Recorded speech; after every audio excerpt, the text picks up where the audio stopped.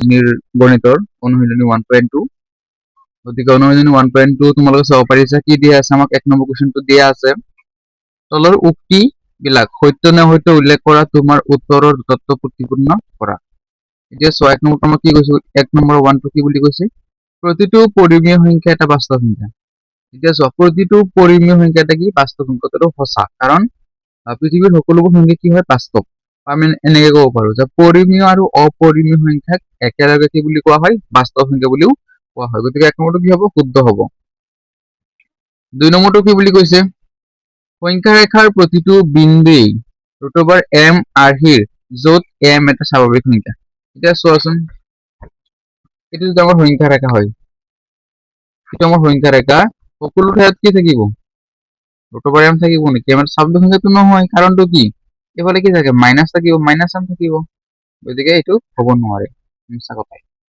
গতিকে এটো কি হ'ব অসত্য 3 নম্বৰটো কি আছে প্ৰতিটো বাস্তৱ সংখ্যা এটা পৰিমেয় সংখ্যা এতিয়া চোৱা প্ৰতিটো বাস্তৱ সংখ্যা এটা কি বুলি কৈছে পৰিমেয় বুলি কৈছে এইটো মিছা কথা কাৰণটো হৈছে এইটো এটা কি হয় কোৱাচোন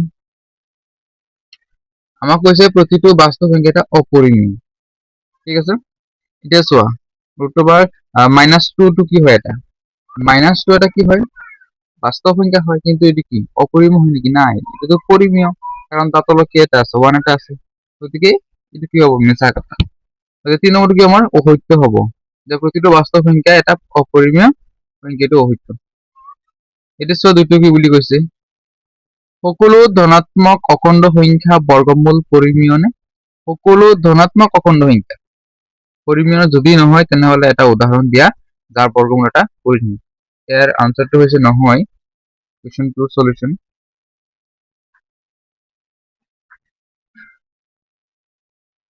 অ্যান্সারটো হচ্ছে কি নহয় এটা ছোট উদাহরণ দেব কৈছে আমাক যার বর্গমূল এটা পরিমেয় এতিয়া চোৱা যদি আমি তোমার অখণ্ড সংখ্যা লও √4 √4 এর বর্গমূল কিমান হ'ব 2 আর এই 2 এটা কি হ'ব পরিমেয় আমি এটা লব পারো √9 তার বর্গমূল কিমান 3 গতিকে এটা কি হয় পরিমেয় সংখ্যা হয় গতিকে যিকোনো একটা উদাহরণ লিখি দিলেই হয়ে গেছে আর এটা কোশ্চেন 3 টু চোৱা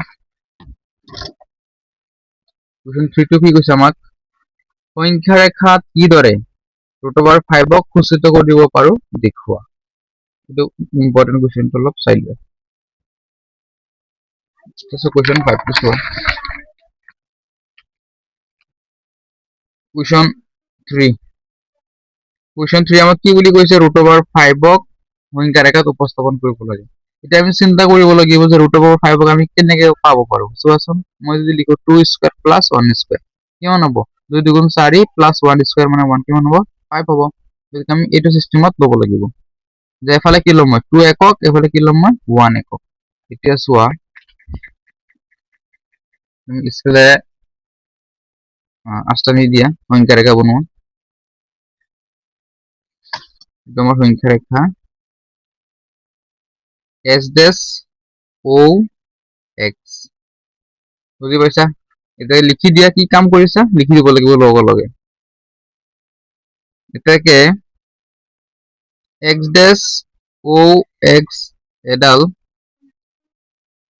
সংখ্যা রেখা লোৱা হল কি লোৱা হল সংখ্যা ৰেখা লোৱা হল বুঝিলা এটা চোৱা x ড্যাশ o x এটা কি লৈছো আমি সংখ্যা ৰেখা লৈছো সো পাছত কি কৰিম এই গতিকে o এ কিমান o এ ইকুৱেল টু একক লোৱা হল এতিয়া চোৱা o আমি কিমান লৈছো 2 একক লৈছো এতিয়া চোৱা আমি ওপৰৰ ফালে 1 একক লম a b গতিকে a b কিমান a b ইকুৱেল 1 একক লোৱা হল 1 একক লোৱা হল ঠিক আছে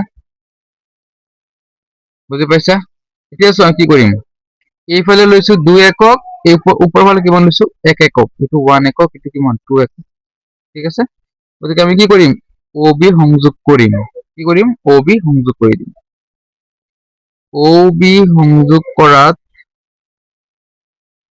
কি পাইছো কোৱাচোন OB সংযোগ কৰাত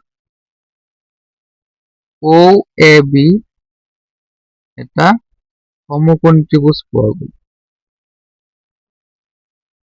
সমকোণী ত্ৰিভুজ পোৱা গ'ল। ঠিক আছে, আমি কি পাইছো এটা কি পাইছো আমি সমকোণী ত্রিভুজ। গতিকে চোৱা আমি কি কৰিম, কাম কৰিম, সেইখিনি আমি লিখিব লাগিব। এতিয়া চোৱাচোন ও এ কিমান 2 একক আৰু এ বি কিমান 1 একক। এতিয়া আমাৰ কি ওলাব লাগে, ও বি ওলাব লাগে।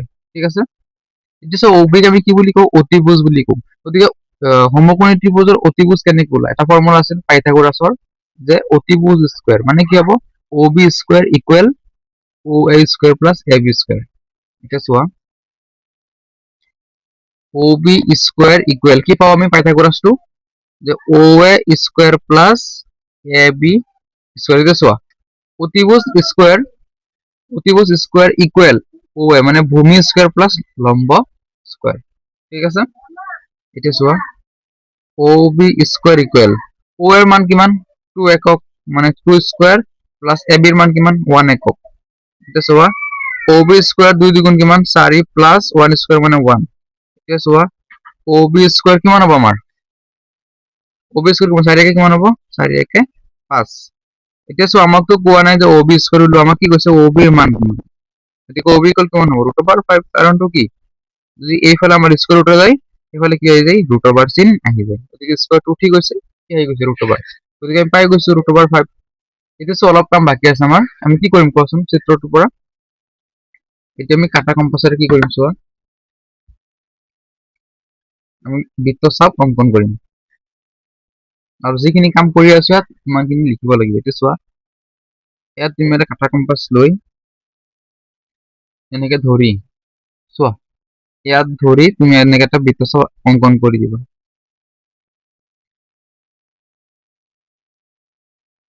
এইটো চোৱা একদম ওচৰত কাটিছে দেই।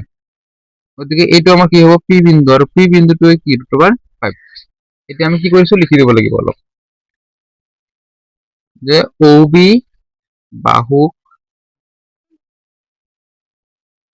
বাহুক কেন্দ্ৰ কৰি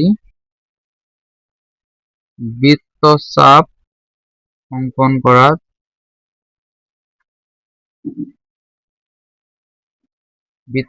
অঙ্কন কৰাত আমি কি পাইছো,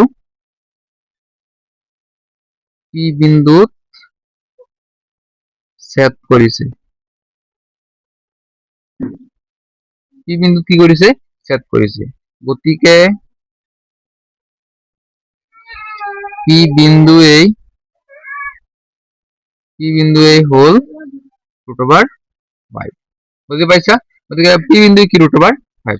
গতিকে ইমানখিনি আছিল √5 আৰু √2 আৰু √3 উদাহৰণ আছে সেম এনেকুৱাই, তোমালোকে ধুনীয়াকে শিকি ল'বা, সহজ নিয়ম এইটো একদম। আৰু এটা কুৱেশ্যন আছে চোৱাচোন কি আছে, এই 4 নম্বৰ কুৱেশ্যনটো নালাগে দেই। ঠিক আছে, 4 নম্বৰটো নালাগে। 5 নম্বৰ চাই লোৱাচোন MCQ। কাহৰ বৰ্গমূল কুণ্ডলীটোত কোনডাল লম্বই √5 নিৰ্দেশ কৰিছে। এতিয়া চোৱা এইটো 1 একক 1 একক 1 একক 1 একক, গতিকে √5 কি হ'ব 1 2 3 4 5, এইটো হ'ব নে নাই, গতিকে কি হ'ব ও P5। গতিকে কি হ'ব ও P5, এইটো কি হ'ব √5 মানে অপচন কি হ'ব সি। ঠিক আছে, গতিকে 1.2 সলিউশন হৈ গ'ল।